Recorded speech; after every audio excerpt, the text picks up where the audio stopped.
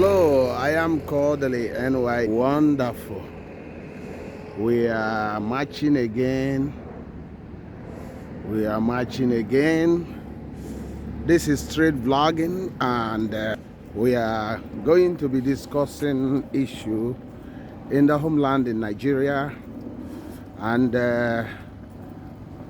we are based on discussions going on and what people are asking me about, and we will be talking about it today.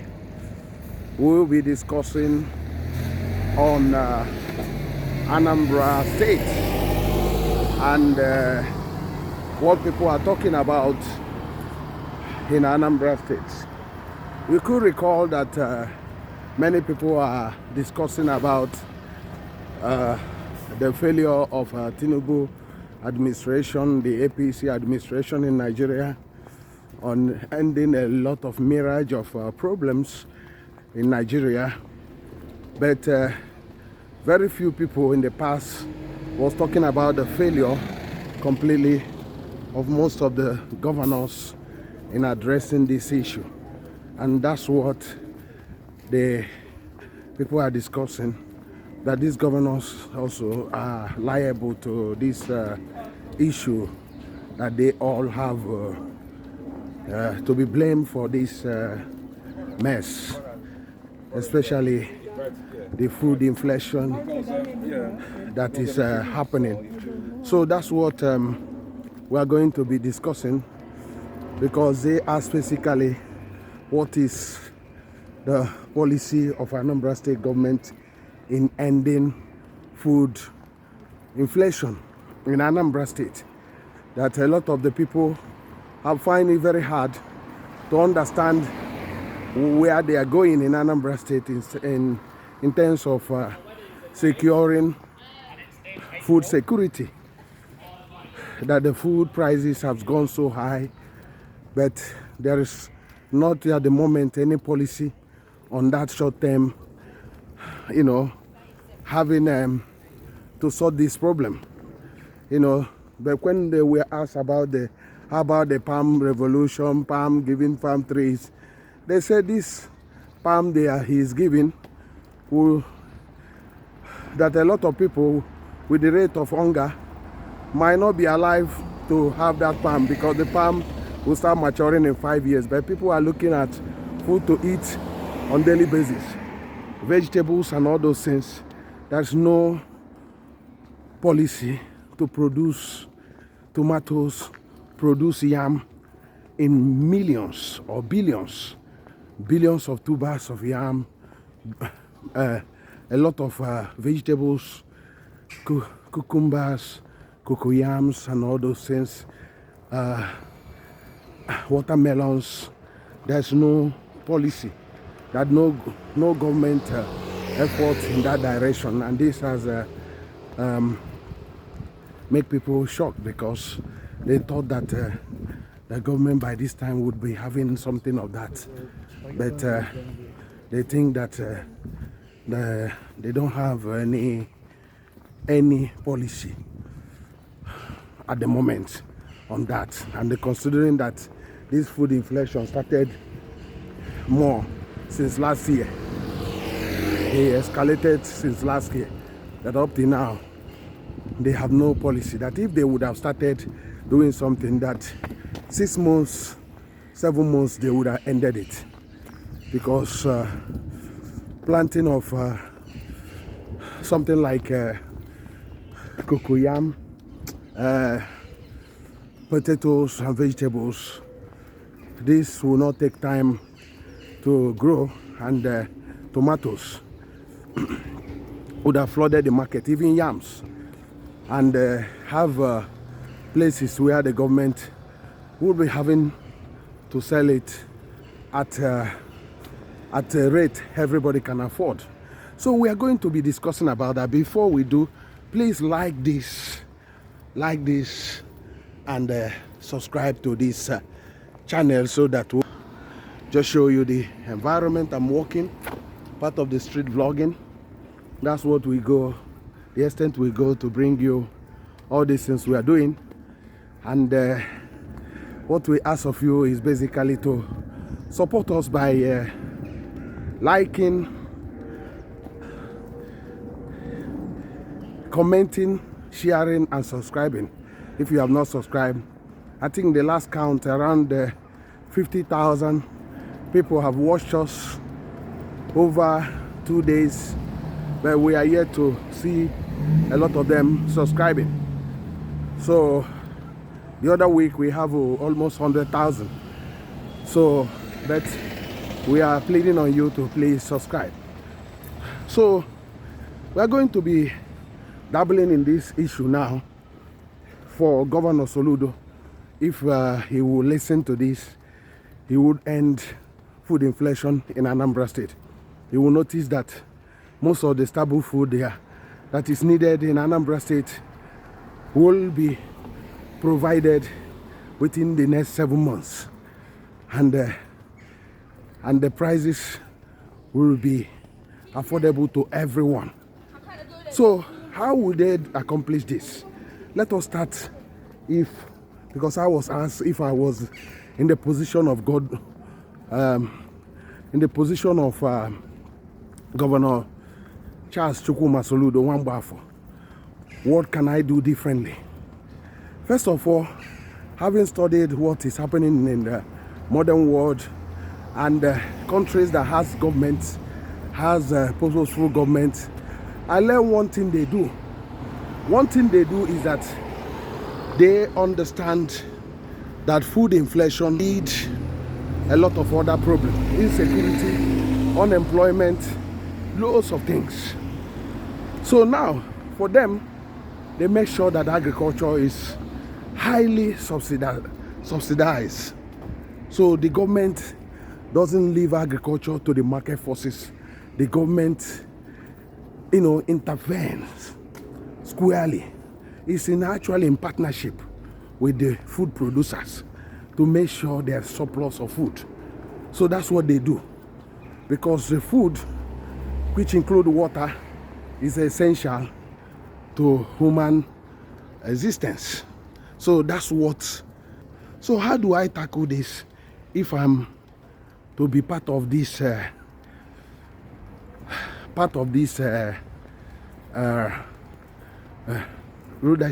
leadership, or being a governor? How do I tackle this? So first of all, I will have to check the quantity of major of these staple products, food products consumed in the state. The state normally consume a lot of rice, beans, potatoes, and yam and vegetables. So I will check roughly in the major markets the quantity they normally bring there. So that's how I will start my stop.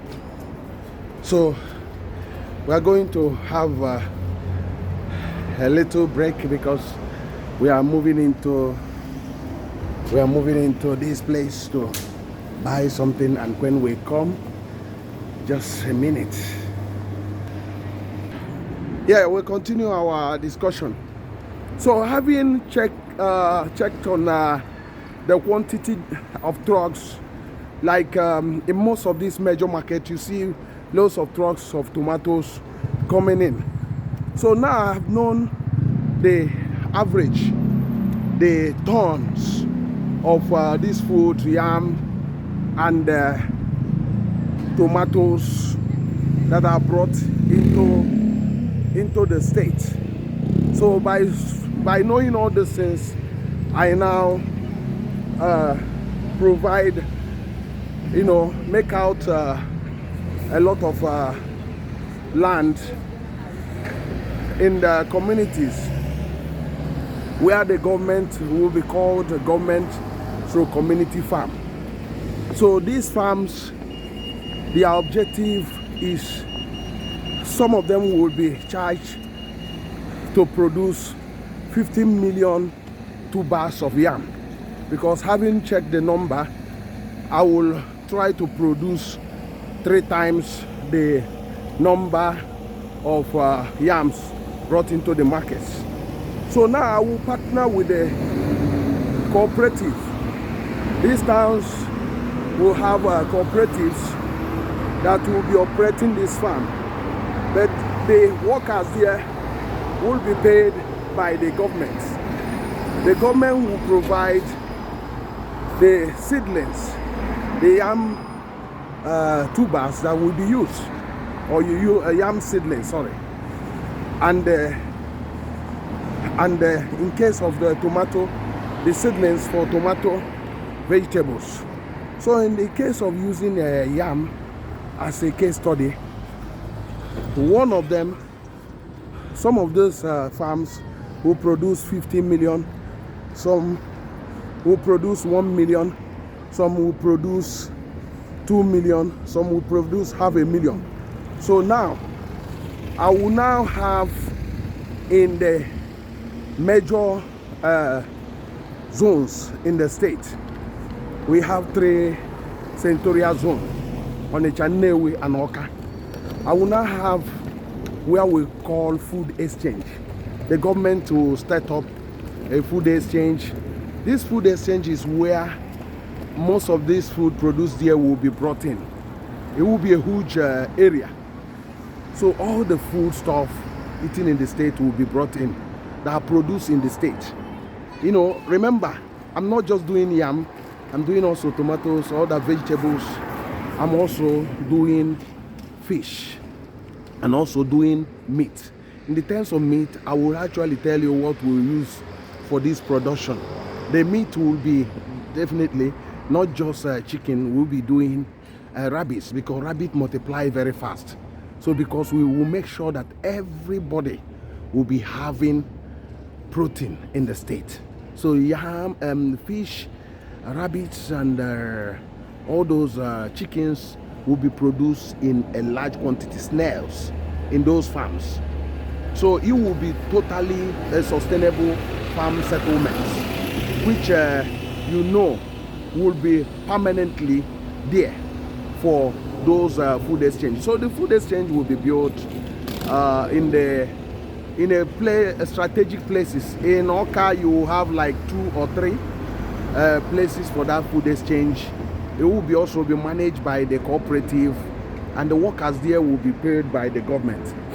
In Onitsha, you will have like 3 or 4 areas. In the Nnewi, we have 2 or 3 areas.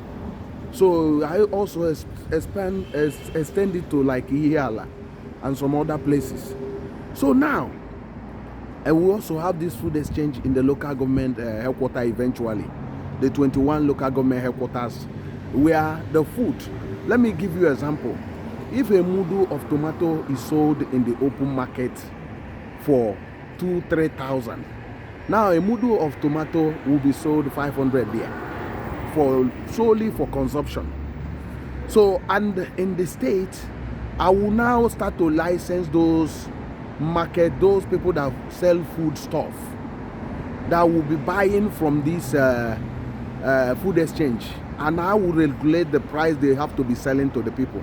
So they cannot be making more than 50 naira or 100 naira in a sale. So what does that mean? I'm trying to control food inflation in my state. So making it affordable, food to be very, very cheap in the state, because there is no way Anambra will not have a comparative advantage of producing all those food than states like in the north. Because states in the north, although they have much land, they produce in quantity, but still, remember, the transportation is not something to write home about in Nigeria. So I personally will now have a homegrown, sustainable way of getting all these things done.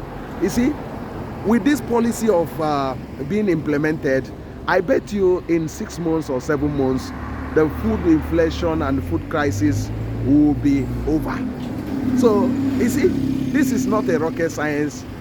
That's why you need to be watching us when we bring out all those things, because this cannot change a lot of things. And we will be doing in the part 2 of this how this can also increase the industrial productivity and create jobs, because This is a sustainable way of dealing with a problem and taking advantage of that problem to create a solution. So this is what we expect the governor of Anambra State to be doing, because people need 3 square meal. They cannot wait for 4 years to start harvesting all those palm trees in order to have money. They need the food and they need it now. That's exactly. I know that Nigerian politicians doesn't think this way, but we are part of the government. We are the supporters. We are the citizens. We can also suggest to them, because don't think they know everything. You can see that they are not all-knowing.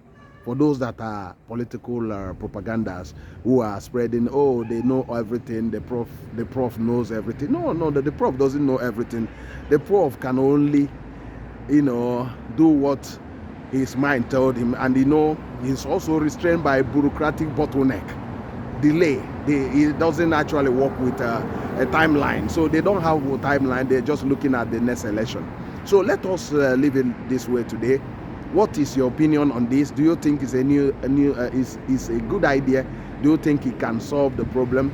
If you think it can, there are other solutions you can also offer, and there is other solution I can also offer in this place, but I need to hear from you. Please go to the comment section and drop your own opinion. And thank you very much for always joining us. Remember to like, comment, remember to share this vlog, and watch in a wonderful way. Thank you, and God bless you. See you in the next one. Bye. I am Sir Kodili-nye, the son of wonderful. Bye.